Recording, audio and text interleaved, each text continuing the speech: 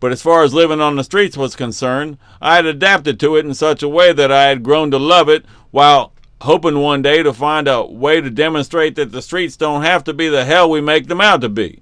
We are by nature hunter-gatherers. We're animals with instincts that we lose sight of by being so overly domesticated. The way our financial system is run, it seems our leaders think the rat race is something we have no choice about joining or dropping out of, which pits us all against each other in a never-ending quest for money, all of which has very little to do with surviving, but more to do with making rich people who have way too much money even more wealthy. In order for them to play the game they run on us, the streets have to be the bottom of the barrel, not the world outside our doors in the sunshine or under the stars that we used to call home before civilization replaced it with chaos. You would think common sense would dictate that the living standards from where we once came from would have evolved to a higher level rather than sinking to such lows that no peace can be found by walking between where we came from and where we are now. The streets don't have to be that way. Outside could be as secure as inside, even more so, and can be. If I have my way, freedom will be more than an American dream that allows us to get in as much debt as bankers need to make their next million, billion, or trillion, but something that any young man or woman or old man or woman can walk out their door and find with no money, while knowing they'll be respected for whatever it is that led them to seek out their true nature as evolving intelligent animals living in a world with unimaginable beauty and impossible challenges that only our species is able to understand and overcome. I lived on the streets for 12 good years. I was in jail 3 years of it, much of it from domestic disputes with my father. I also did some stealing and got caught, and some that I didn't get caught for. I got caught drinking too much a few times and with marijuana in my pocket once or twice. I got in fights. I also got in situations that weren't my doing that I took the blame for. And there was a lot of other turmoil that far outweighed what I went to jail for, but there's no record of it. I was troubled back then, and it followed me wherever I went. When I was locked up, I fought the system, and I got so good at it that they stopped arresting me. In fact, the last time I was there, I got called before the judge long before my sentence was up in order to be let go because I was just too much trouble for them to easily manage in the jail. I mean, it wasn't like I was a criminal. My record is not reflective of someone who's trying to lead a life of crime, but a young man angry at the world, perhaps for good reason. So the system spit me out, and I pretty much never came back. Not till I got sick and started using the system as a tool for activism. That's when the lessons of my younger years came in handy. After the streets, I moved inside. Eventually, I wound up in Lorton with my own business, cleaning awnings on storefronts while doing handyman work in the off-season. But I had a lot of trouble with my health, which kept me from really excelling in my business. Later, I drank some polluted well water from one of my handyman customers' homes and got deathly ill. It turned out the well was polluted with a chemical additive to gasoline called MTBE. After I got better, I started getting sick again from breathing the same gasoline additive coming from exhaust fumes. In Lorton, where I live, there's always a lot of pollution from cars. This made it very difficult to get well again. There was also a drought that made me worry about my hybrid daylily collection. I have hundreds of high-quality varieties that I was growing to help expand my company to include some landscaping. It was all I had left by then since I couldn't work anymore. But being outside watering them proved difficult because of the pollution. So I kept a close eye on weather so I knew when we might get thunderstorms. After a while, I got really good at knowing exactly when we would get rain and how much. Later, it dawned on me that it was more than the weather forecast I was following that was aiding me in my predictions, but more my health. It seemed the days my health were the worst, because of the high levels of pollution, I somehow knew there was no chance of getting rain no matter what the forecast said. On days when I breathed easier, I could tell we would get some rain.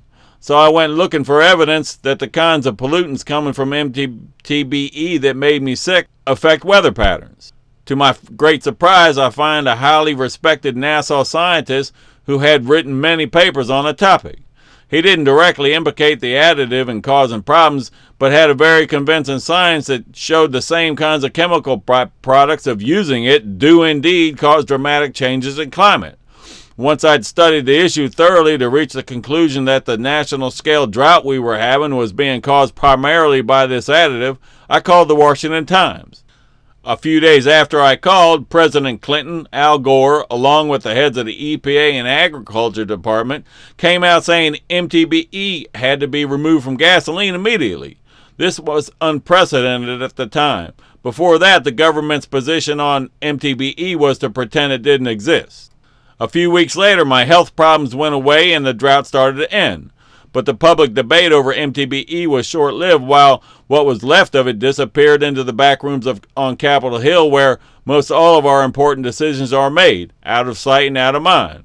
So I chased after it and found out why it's not a topic our leaders want discussed in public. It's really bad, too, worse than you can possibly imagine. But it's also complex, so it must be further addressed in other videos. The reporter from the Washington Times had told me she couldn't write about MTBE's effect on weather patterns without risking the newspaper getting sued by the oil industry. Unless, of course, it was in a court record where all she would have to do is repeat what was already made public. So I got a girlfriend of mine to pretend I was stalking her by repeatedly giving her letters telling the story. That got me charged with a misdemeanor stalking charge that's different from the usual felonious stalking charge. It was forced on the states in the 1990s when feminists weren't able to have their way in preventing rapists from being able to cross-examine the women they're accused of raping. Clinton tried to help them get laws passed to protect witnesses from being embarrassed or abused by their rapist on the witness stand, but then if that had been allowed, men falsely accused of rape wouldn't have been able to confront their accusers in court, a basic American right. So this new stalking law was created to appease them, where if a woman fears a man is going to stalk her, he can be arrested for a misdemeanor stalking charge. So that meant that all I had to do was keep sending her letters containing this story until I had done it enough that she could say she feared I was stalking her with my crazy theory.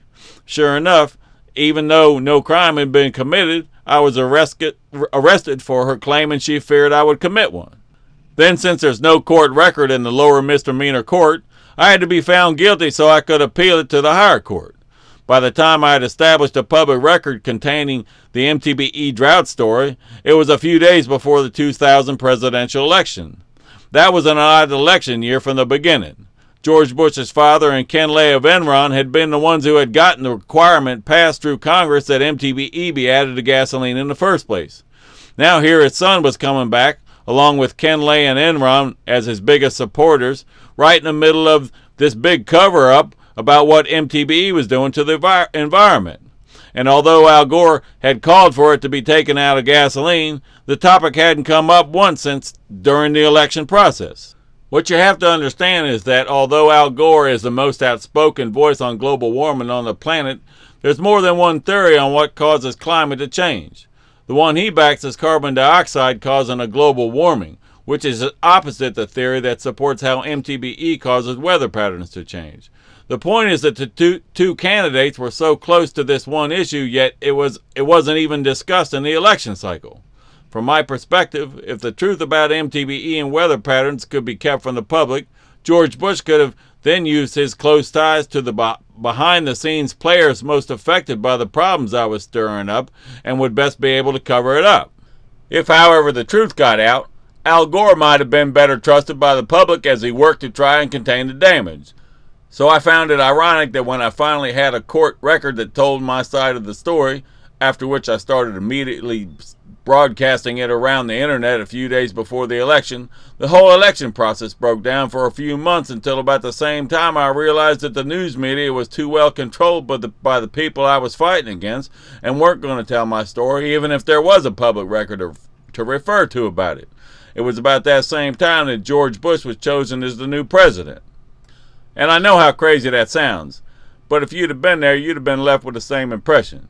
You have to remember that this followed not too long after I'd called the Washington Times about my theory, where a couple days later, the president was calling for MTBE use to be ended right away. I'd also learned that when federal laws were passed to force MTBE into the nation's fuel supply in 1990, George Bush Sr. had conveniently allowed Saddam Hussein to invade Kuwait.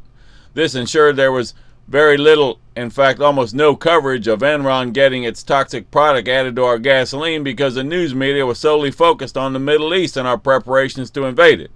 There's always been questions about why Bush let Saddam Hussein take his military into Kuwait in the first place.